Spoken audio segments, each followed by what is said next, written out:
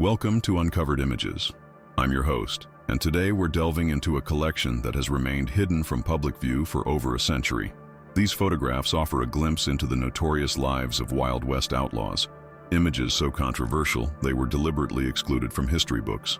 The American frontier, a vast, untamed landscape where law was scarce and justice often came from the barrel of a gun.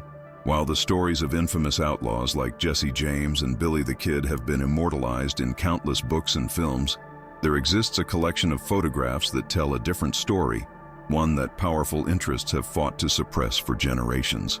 In 1871, a photographer named Thomas Holloway arrived in the dusty streets of Deadwood with nothing but his camera equipment and an insatiable curiosity about the characters who populated the lawless frontier. Unlike other photographers of his time who focused on landscapes or posed portraits of respectable citizens, Holloway was drawn to the shadowy figures who existed on the fringes of society. "I aim to capture the true face of the West," Holloway wrote in his journal. "Not just the stoic pioneers and hardy settlers that Eastern newspapers glorify, but the gamblers, the gunfighters, the outlaws, the men who write their stories in blood and gunpowder." What makes Holloway's photographs so extraordinary and so controversial is that he managed to gain the trust of some of the most dangerous individuals of the era. His subjects were not posed in studio settings but captured in their natural habitats, saloons, hideouts, and even in the aftermath of their crimes. The first photograph in the collection shows a man known only as the Serpent, a notorious stagecoach robber who operated throughout Montana Territory. Unlike the romanticized images of masked bandits, this photograph shows a gaunt, weather-beaten face with cold, calculating eyes. The Serpent is seated at a table in what appears to be a saloon, counting his ill-gotten gains while a pistol rests within easy reach. What's most disturbing about this image isn't the subject himself, but the casual nature with which he displays his criminal proceeds, suggesting a time when such activities could be conducted with little fear of consequences. How did Holloway manage to photograph such a dangerous man?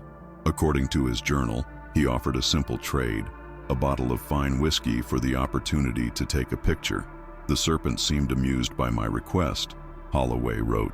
"He said no one had ever wanted his likeness before except the law, and they preferred him hanging in a jail cell rather than in a photograph frame." But the Serpent made one condition clear. Holloway was not to share the photograph with any law enforcement officials. It was a promise the photographer would later break, with devastating consequences.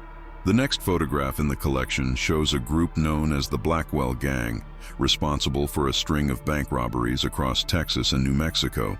Unlike the staged photographs of outlaws that would later become popular, this image captures the gang in an unguarded moment. They're gathered around a campfire, passing a bottle, cleaning their weapons, their faces illuminated by the firelight. What's striking about this photograph is the youth of some members, mere boys of 16 or 17, with revolvers strapped to their hips and hardened expressions that belie their age. The youngest of them, a boy they called Rattlesnake on account of his quick draw, couldn't have been more than 16, Holloway noted, but there was nothing childlike in his eyes. They were the eyes of someone who had already seen and done too much. According to Holloway's journals, he spent 3 days riding with the Blackwell Gang, gaining their confidence before they allowed him to photograph them. It was a dangerous gamble. These were men who killed without hesitation, who had prices on their heads in multiple territories. "I'm walking a knife's edge," Holloway confided in his journal. "These men would put a bullet in me without a second thought if they suspected I might betray them to the authorities. Yet I cannot help but feel that I'm documenting something important, the unvarnished reality of frontier justice and lawlessness that future generations must understand." Perhaps the most controversial photograph in the collection, and the one that would ultimately lead to its suppression, shows a scene that challenges the very mythology of the American West. It depicts a well-known marshal, whose name has been deliberately scratched out of Holloway's records, accepting payment from an outlaw. The implication is clear: corruption extended to the very institutions tasked with maintaining law and order. This photograph alone would have been explosive enough, but what makes it even more dangerous is the clear image of a prominent businessman standing in the background, observing the transaction. According to Holloway's notes, this businessman had interests in several banks that had been robbed by the very outlaws the marshal was conspiring with. "It's a system," Holloway wrote. "The outlaws rob the stagecoaches and banks. The marshals take their cut to look the other way, and certain businessmen benefit from the insurance claims. Meanwhile, honest settlers and townspeople suffer. This revelation might explain why Holloway's work was ultimately suppressed. It wasn't just the outlaws who had reason to fear these images becoming public. It was the very pillars of frontier society. As Holloway continued his dangerous documentation, he encountered a figure whose name has been whispered with fear across the territories. Eleanor Black Rose Thornton. Unlike most female outlaws who operated in the shadows of their male counterparts, Black Rose led her own gang with ruthless efficiency.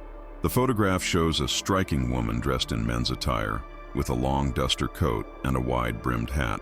What makes this image particularly fascinating is that it challenges our understanding of gender roles in the Wild West. Here was a woman who commanded respect through fear, who could outshoot and outwit most men who crossed her path.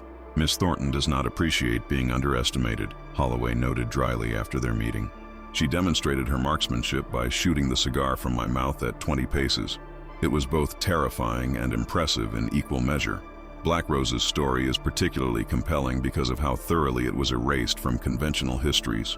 While names like Annie Oakley became famous for their shooting skills in controlled settings like Buffalo Bill's Wild West show, women like Black Rose who operated outside the law were systematically removed from the narrative. She told me that being a woman in this line of work had certain advantages, Holloway wrote. Lawmen weren't accustomed to looking for a female outlaw, and witnesses often refused to believe a woman could rob a bank or lead a gang. She used their prejudice as a weapon more effective than any six-shooter. According to Holloway's journal, Black Rose had a particular hatred for the railroad companies that were transforming the West. Her gang specialized in train robberies, particularly targeting payroll shipments destined for railroad workers. The railroads are stealing this land, she told Holloway during their interview. They're driving out the natives, exploiting immigrant workers, and corrupting every politician and lawman between Missouri and California. I may be a thief, but at least I'm honest about it. The photograph of Black Rose is notable for another reason. It shows her with several Native American members of her gang. This multicultural aspect of outlaw groups was another reality, often scrubbed from conventional histories, which preferred to portray clear racial divides rather than the complex alliances that actually existed. As Holloway's collection grew, so did the danger surrounding him. Word had spread about a photographer documenting the underbelly of frontier society, and not everyone appreciated his efforts. In a journal entry from late 1872, he describes finding a warning nailed to his door, a photograph of himself, taken without his knowledge, with a bullet hole through the face. "They're watching me now," he wrote. "The hunter has become the hunted." Despite the threats, Holloway continued his work, driven by what he described as a sacred obligation to truth. His next significant photograph shows something few people have ever witnessed, an outlaw hideout in the remote canyons of Arizona Territory. The image reveals a surprisingly sophisticated operation. What appears to be a natural cave has been converted into a well-stocked headquarters, with supplies, weapons, and even printing equipment for creating counterfeit banknotes. The outlaws themselves are shown going about daily tasks, mending clothes, cleaning weapons, counting money. It's a domestic scene rendered sinister by the context. They've created their own society with its own rules, Holloway observed. There's a crude sort of order to it, a hierarchy based on reputation and skill rather than birthright or wealth. In some ways, it's a reflection of the America they've rejected, or perhaps the America that rejected them first. This photograph is particularly valuable because it shows the infrastructure that supported outlaw activities. These weren't just lone wolves riding the range, but organized groups with safe houses, supply chains, and informants in towns across the territories. Jackson, their lookout, told me they have sympathizers in every settlement within 100 miles, Holloway wrote. Shopkeepers who alert them to valuable shipments, stable hands who report on strangers asking questions, telegraph operators who intercept communications about posse movements. It's an invisible network that allows them to operate with surprising impunity. As Holloway delved deeper into this shadow world, he began to uncover connections that extended far beyond the frontier. One particularly controversial photograph shows a well-dressed Eastern businessman meeting with the leader of the notorious Clayton gang. The businessman is clearly identifiable as Harrison Montgomery, a prominent New York banker with ties to several railroad companies. Montgomery made me an offer for my photographic plates. Holloway recorded. The sum he proposed was substantial enough to set me up comfortably for life. When I refused, his manner changed. "You don't understand the forces you're meddling with," he told me. "Some stories are better left untold."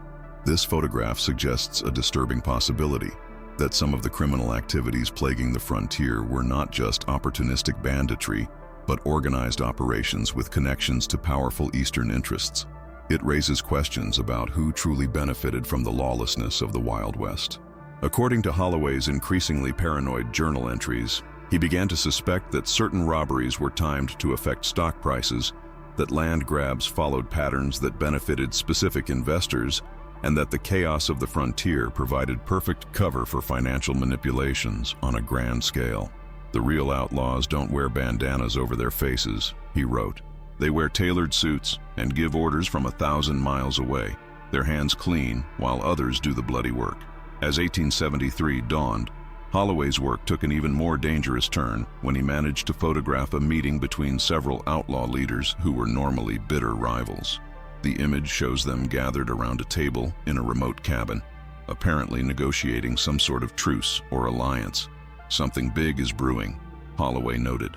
"These men would normally shoot each other on sight, yet here they are, breaking bread together. Whatever has united them must be significant and likely dangerous for ordinary citizens." This photograph is remarkable, not just for the unlikely gathering it depicts, but for the map visible on the table between them.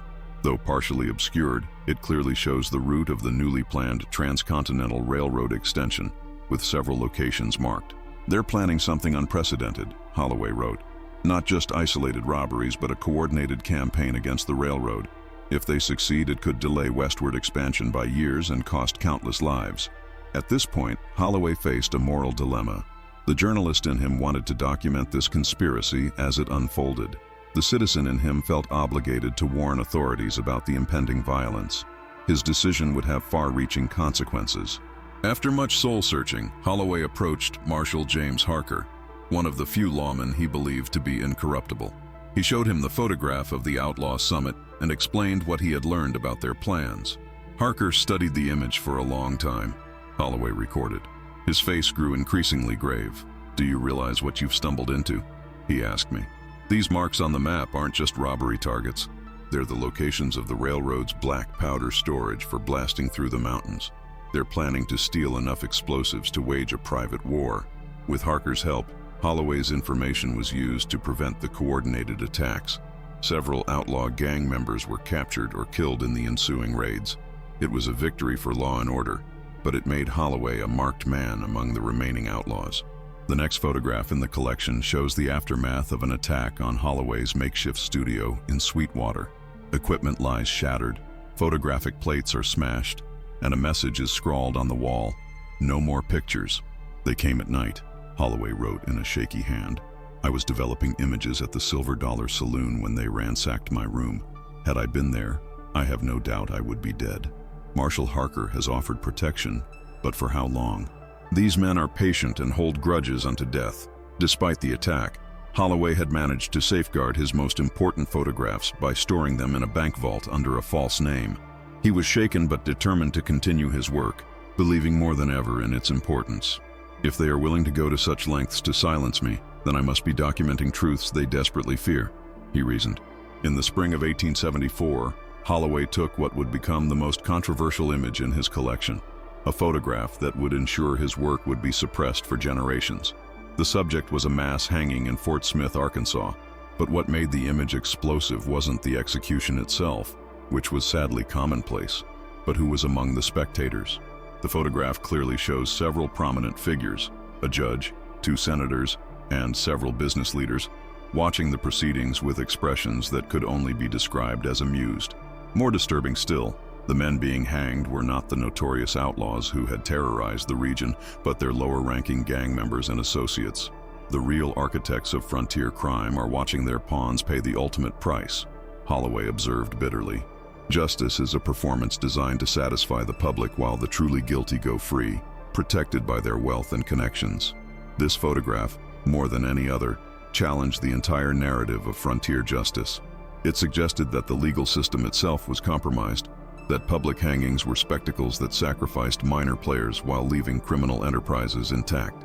According to Holloway's journals, he was approached shortly after taking this photograph by a representative of one of the men pictured.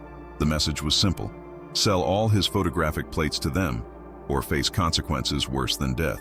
They threatened not just me, but anyone who has helped me or shown me kindness, Holloway wrote. What choice do I have? I cannot be responsible for bringing harm to innocent people. Reluctantly, Holloway agreed to surrender most of his work. However, unbeknownst to his blackmailers, he had created duplicate plates of his most important photographs and arranged for them to be hidden away with instructions that they not be revealed until decades after his death. The final entry in Holloway's journal is dated October 17, 1874. It reads simply, "I leave at dawn for San Francisco. From there, I intend to book passage to the Sandwich Islands, where I hope my past will not follow. I entrust this journal and the duplicate plates to Mr.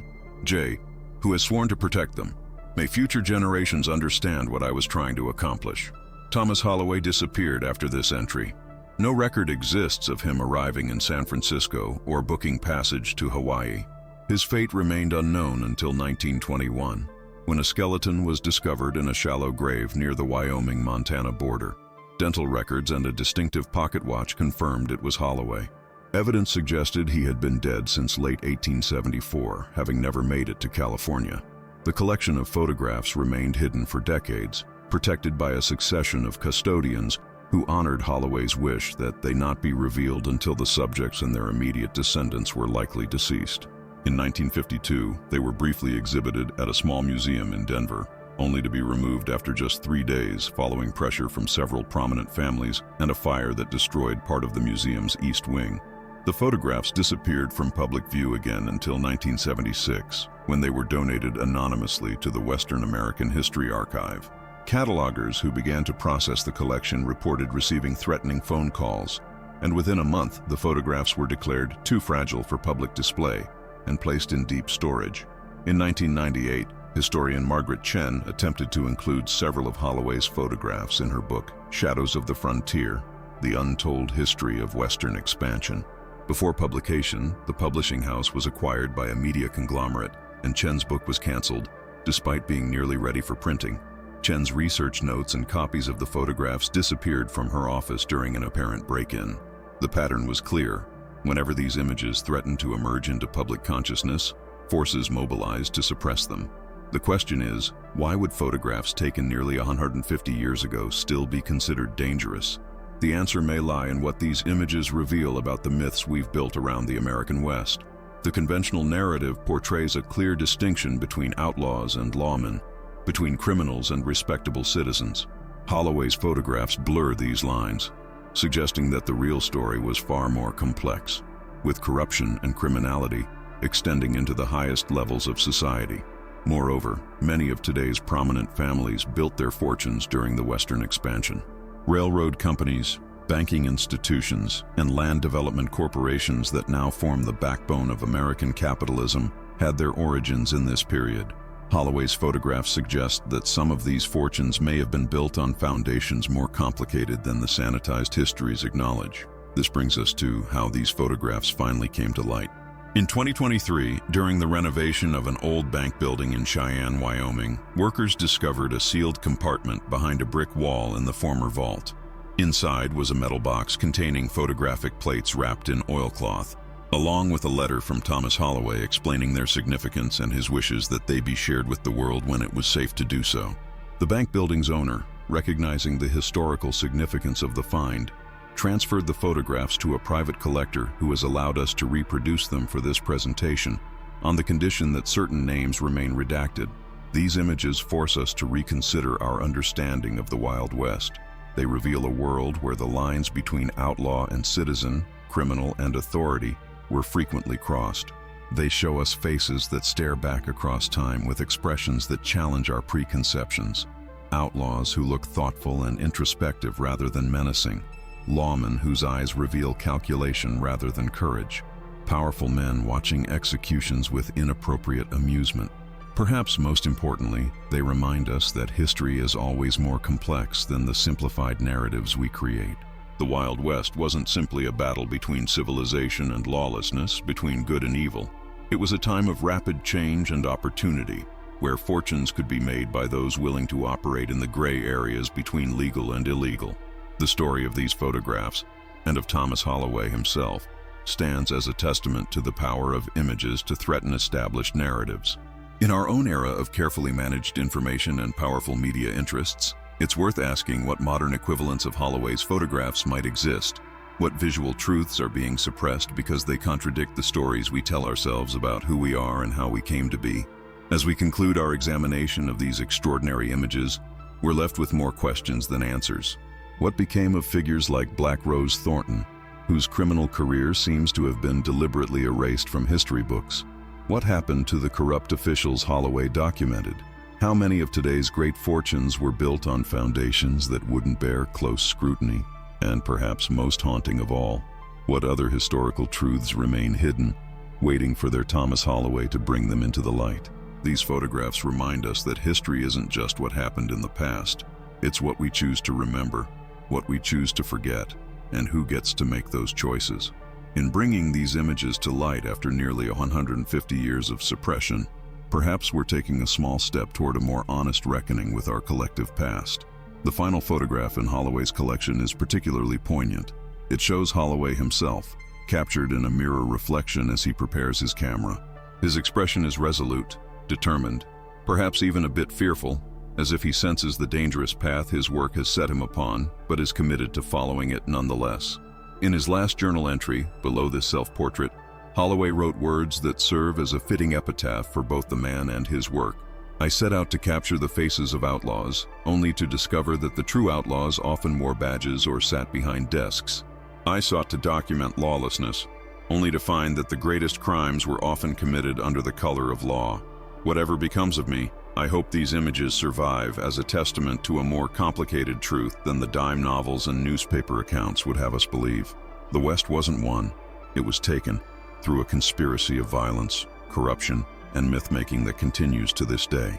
Thomas Holloway paid the ultimate price for his determination to document the unvarnished reality of the American frontier. But what became of the key figures in his photographs? Our research has uncovered some fascinating details. The Serpent, the cold-eyed stagecoach robber, appears to have vanished from historical records around 1875. Some accounts suggest he was killed in a shootout near Deadwood, while others claim he simply changed his identity and lived out his days as a shopkeeper in a small Oregon town. A diary discovered in 1937 belonging to a respectable businessman named Theodore Gant contains cryptic references that suggest he may have been the Serpent in his earlier life. "Sometimes at night I still dream of the coaches rolling through mountain passes, the sound of hooves against dirt, the moment of decision when the driver sees my face and knows his fate is in my hands." Gant wrote, "Those days are behind me now, but they visit me in sleep like old friends or accusers, depending on the night." The Blackwell gang met a more documented end. After a failed bank robbery in 1877, most members were killed in a dramatic shootout with a posse near the Texas-Mexico border. Rattlesnake, the young gunslinger Holloway had mentioned, reportedly escaped and crossed into Mexico. Rumors persisted for decades that he became a hired gun for wealthy landowners during the turbulent years leading up to the Mexican Revolution, his American origins gradually forgotten. Perhaps the most intriguing postscript belongs to Eleanor Black Rose Thornton.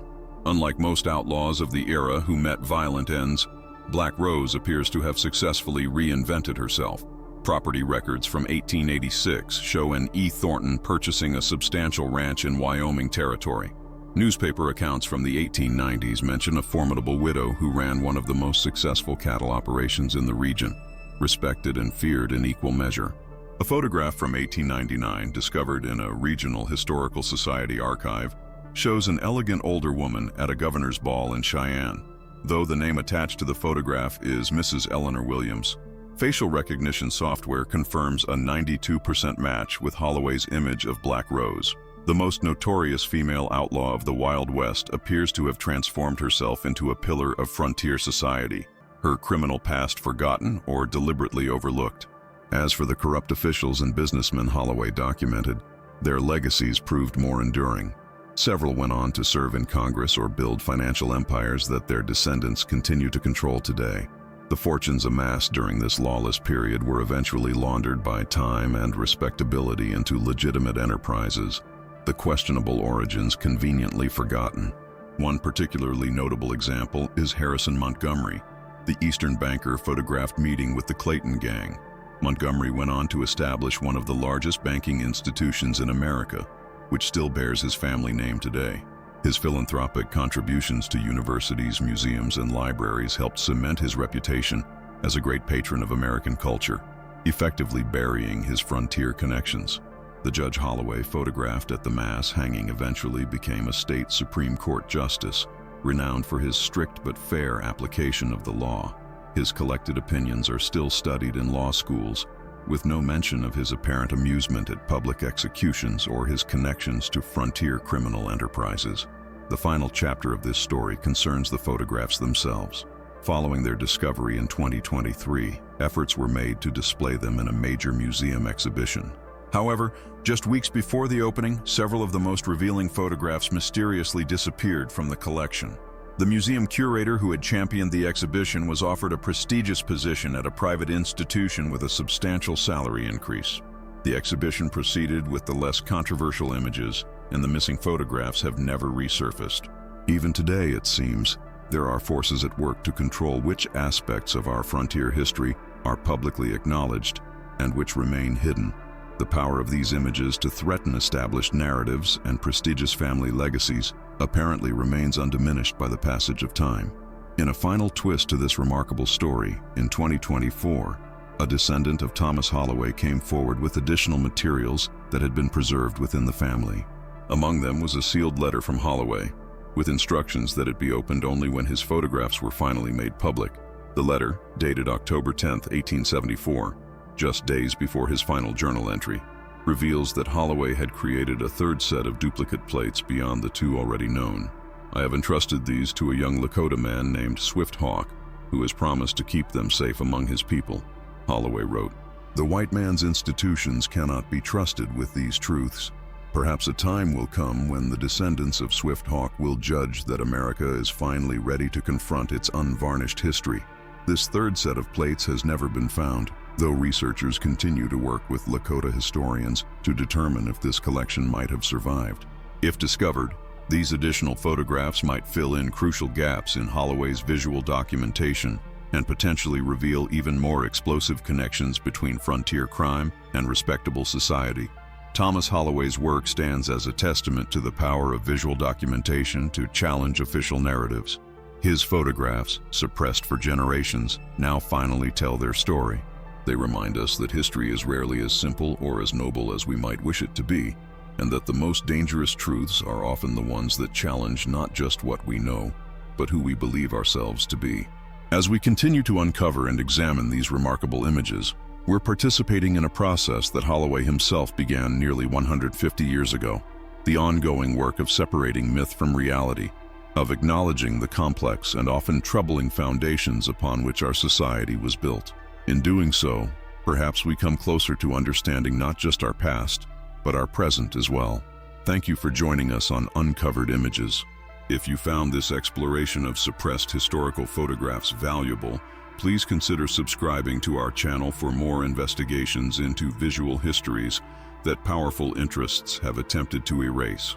Until next time, remember that every image tells a story.